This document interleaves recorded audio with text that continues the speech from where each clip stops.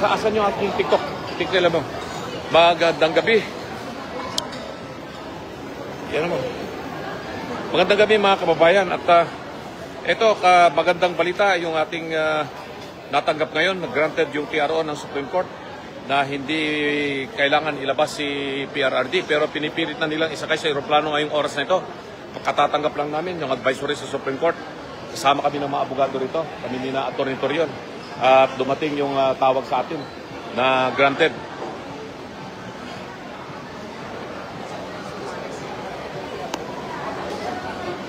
Ito, magkakasama kami ngayon. Yan, ni Atty. Torion. Papunta kami sa Supreme Court para kunin namin yung decision. Granted yung TRO. So, hindi nila may lalabas si PRRD. Pero pinilitan nilang isakay. Talagang kailangan matawagan natin. Matawagan natin yung tower para hindi pa makalipad yung aeroplano. So yan mga kabaka, mga minamahal na kababayan Pilipino. Ay talagang ito ay alam na ng mga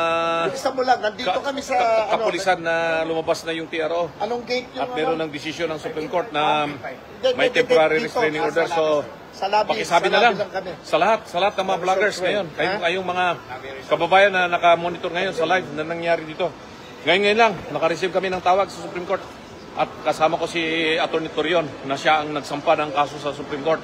Ayan, magkasunod kami. Kasunod kami rito. Kami ni na Ipe. Kami ni na Ipe. Oh, dito kami ni na Pips. Dito kami sa lobby ng At papunta kami na sa Supreme para kunin yung written order. So hindi tayo papayag na yurakan nila yung karapatang pantao ni PRRD at ng sinumang Pilipino dito.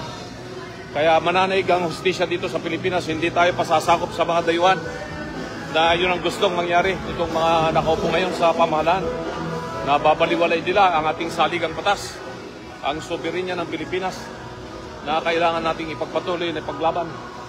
Hindi po tayo basta-basta susuko sa kanila. Mananaig pa rin ang kabutihan at hustisya. Kaya mga kababayan, ulitin ko, impormasyon na nakalap namin, granted yung TRO, yung petition natin sa Supreme Court para hindi po nila madala at may lipad si Tati Digong. Pero balita natin, yung impormasyon natin ay binuhat siya, pinilit na isinakay sa bus at ililipad na nila sa pribadong eroplano. Kaya yan, ayun, ginagawa namin ang paraan na makontak ang tower para hindi mailipad yung aeroplano na papaalis. Kasi pag nailipad nila si PRRD at nakalabas yan sa airspace at saka utos ng kwan, wala na talagang na ito, tahasang paglabag na ng saligang batas itong ginagawa nila sa atin. At gusto nila talagang abusuhin ang karapatan ng mga bawat mamamayang Pilipino na tahasang paglabas sa saligang batas natin. So ayan mga kabaka, kaya tayo ay natutuwa pero naghabol tayo sa oras. Kailangan nating makapunta kagad sa Supreme Court.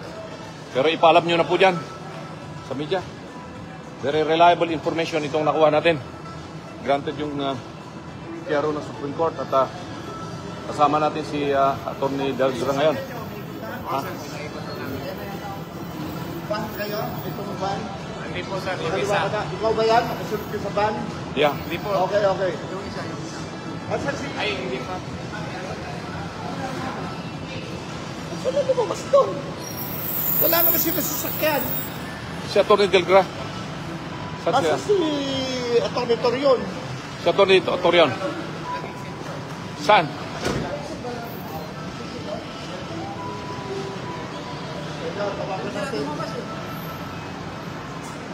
Ayan. Asan sasakyan natin si Gary? Tinawagan mo na?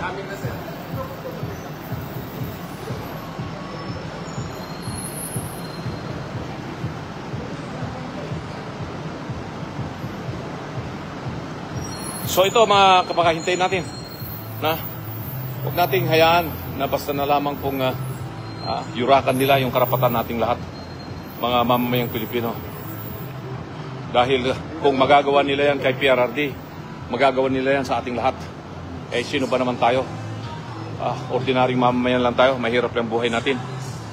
Kung yung naging Pangulo ng Pilipinas, pinakamagaling na Pangulo ng Pilipinas, ganun na lamang po kung tratuhin nila. Di tayong mga ordinaryong mamamayang Pilipino ay kayang-kaya po nilang yurakan, abusuhin yung ating mga karapatan. Pag napalampas po natin ito at nagawan po nila yung kagustuhan po nila na mananaig ang kadiliman, mananaig ang kasamaan dito sa ating bayang Pilipinas, hindi ko na alam kung ano mangyayari sa atin. So ito mga kababayan, patungo po tayo ngayon sa Supreme Court. Tatawagan na si Atty. Gloria. Asan si Ikwan? Asan si General? Ikot tayo doon. Ikot tayo. Asan si General?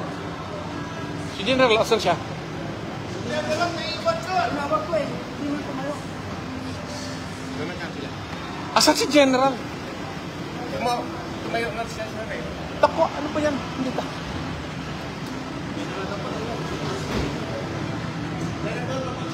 Yes. Idol namin ay taga-Makaldan, Pangasinan. Yeah. Mga kabaka. Salamat. Mga kabaka. Opo. Taga-Pangasinan po ako. Taga-Pangasinan. Kaya Kamiling, Carla. Kamiling. May Ilocano kayo, Mat. Ay, kasi ako kapapata kayo ng Ilocano. Mga kabaka. Tipod-pod nung Ilocano ka talaga nga nasayat. Yan ang mga kabaka. Yan. Mga kabaka. Yan, Boto mga natin kabaka. to. Salamat. Hi. Ay, antan. Umang tawag siya kayo. Convention nyo. Makatakilan siya di man. Ano yun, muna kami sa Supreme Court. Ay, kamusta pa nga sila? Talang tini kidala, gabay talan kidnapod da, yakan dala da Europe, katon una kami sa Supreme Court, alam may tiyaro. Non, kapitana, makatakilan siya di man ha, bayan pa nga. Salamat. Kay Boy Vice, putan. Kaon. Salamat. Ay, nako.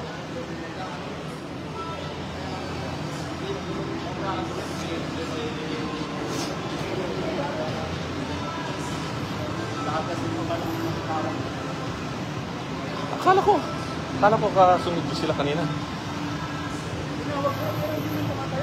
Sabi ko, action ko yun. Hindi na tumayo yung dalawa siya. Yan.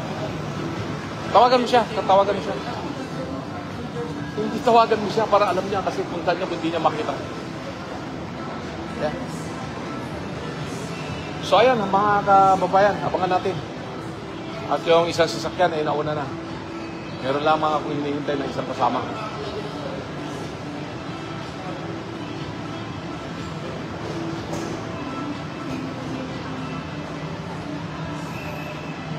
So, time out muna tayo mga kababayan at balitaan ko kayo hanggat kami patungo na doon sa Supreme Court at ayan, time out muna tayo para matapos namin to. Maraming salamat muna sa inyo. Maraming salamat mga kababayan.